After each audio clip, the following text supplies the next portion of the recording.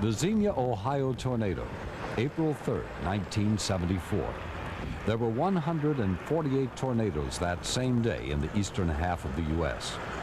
That's one of 3 killer tornadic events we'll discuss in this report. We begin with the deadliest twister, known as the Tri-State Tornado, March 18th, 1925. 695 people were killed.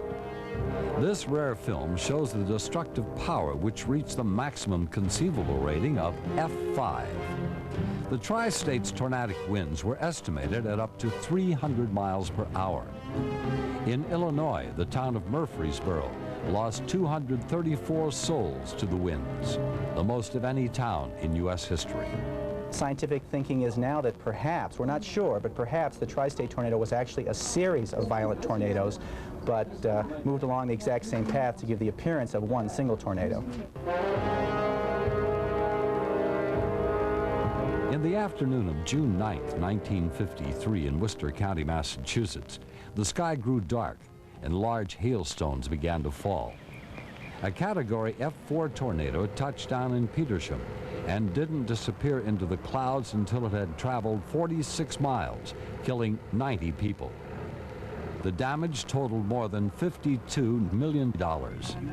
Usually you think of violent tornadoes, F4 and F5, as being in Kansas and Oklahoma in the so-called Tornado Alley, but this was in Massachusetts, and it's very unusual to see a tornado of that violence in the New England area. On April 3rd and 4th, 1974, 148 tornadoes touched down from Mississippi to upstate New York. It's known as the super outbreak, killing more than 300 people and injuring 5,000. In Xenia, Ohio, this F5 tornado traveled 32 miles and killed 34 people. In Wilberforce, the Xenia tornado caused $7.5 million in damage to Central State University's campus.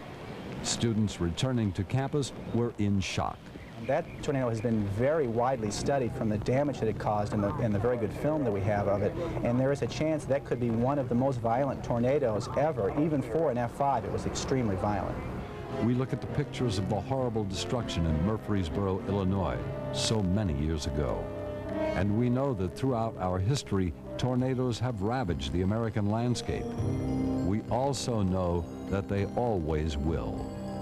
I'm Charlie Welch, the Weather Channel.